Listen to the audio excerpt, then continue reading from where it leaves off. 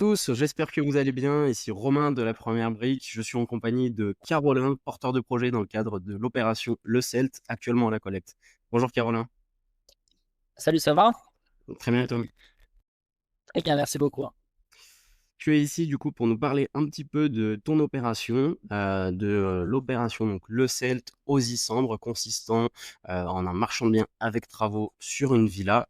L'idée est de te présenter un petit peu plus à la communauté. Est-ce que tu peux nous faire part un petit peu de ton parcours et de ton expérience en tant que marchand, dans le sud de la France? OK, super. Alors moi, j'ai commencé l'achat-revente en 2011. J'ai fait la majorité de mes opérations dans le sud de la France parce qu'on est sur un secteur qui fonctionne très bien.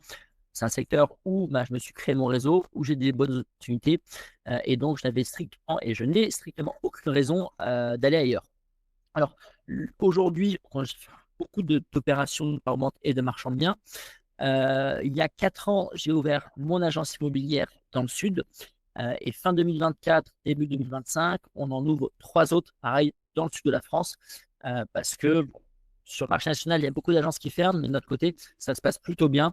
On a pas mal de transactions et on va expliquer ensemble pourquoi.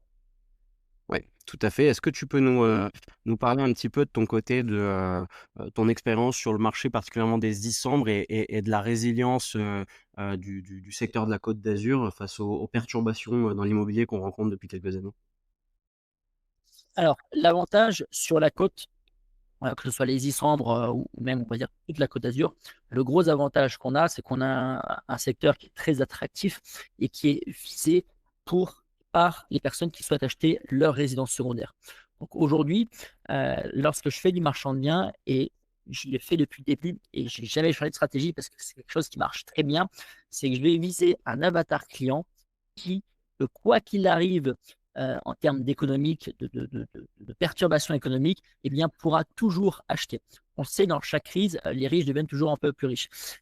Et donc, aujourd'hui, mon avatar client, c'est une personne qui a entre 50 et, on va dire, 70 ans, qui achète sa résidence secondaire, qui paye dans la majorité des cas comptant, ou alors qui fait un prêt, mais qui a les finances et on n'est pas embêté par rapport à ça. Et donc, qu'il y ait une hausse des taux d'intérêt ou pas, ça ne change rien. Qu'il y ait quelques ralentissements économiques en France, ça ne change rien. Et ça, c'est ce qui est intéressant. Cette clientèle-là, qu'est-ce qu'elle veut? Elle veut un bien, bien placé, elle veut une vue, et elle veut un bien clé en main. Elle arrive, elle met ses chemises et elle a strictement rien d'autre à faire. Et aujourd'hui, tous les projets qu'on propose, tous les projets qu'on réalise, on va viser cette clientèle-là. Et c'est ce qui nous permet, de revendre très rapidement et de ne pas être embêté par les perturbations économiques. OK, très bien et plus particulièrement sur, l'opération Le Celt, qu'est-ce qui toi, de Oui. ton côté a motivé, ton choix pour cet actif-là et qu'est-ce qui a fait que tu as jugé cette opération, cohérente? Alors, aujourd'hui, quand je prends une décision sur une opération, bien évidemment, je vais regarder la rentabilité. Donc, on est 20 de marge, mais je vais regarder 2 autres choses. Je prends 3 critères en compte. Toujours la rentabilité, ensuite la pénibilité et la liquidité. Donc, rentabilité est liée. La pénibilité, qu'est-ce que c'est? Ça va être, est-ce que c'est un produit qui va être compliqué à travailler? Est-ce qu'il y a énormément de travaux dedans? Est-ce qu'il y a beaucoup de demandes, etc. Là, c'est une maison. Je ne suis pas dans une résidence, je ne suis pas dans une copro, etc. Je fais ce que je veux à l'intérieur. On achète, on rénove, on rénove intégralement l'intérieur, on rénove aussi un petit peu la partie extérieure. On n'a pas de gros travaux de structure, etc. L'entreprise de rénovation, c'est l'entreprise générale de rénovation que je connais depuis des années. C'est un de mes amis d'enfance qui est là. Donc c'est pareil, c'est l'avantage de travailler proche de chez soi. Donc, les travaux en termes de pénibilité, très simple à gérer. Une simple réno dans une maison, il n'y a pas de demande, quoi que ce soit. Deuxième point, en termes de liquidité, c'est un produit, qui est liquide. Pourquoi? Parce qu'encore une fois, les Isembles particulièrement, on va toucher une clientèle, souvent une clientèle étrangère. C'est une clientèle nordique. On va toucher les Suisses, Suisses allemands, les Belges, Autrichiens, Anglais, Norvégiens, etc. Eux, ce qu'ils veulent, c'est un produit avec une lumière bien placée. Ils veulent pas les coins trop battus vus, pas de Saint-Tropez, pas de Cannes. Les Isembles, c'est parfait. Et puis, comme je l'ai dit, en termes de liquidité, c'est un produit qui sera assez liquide.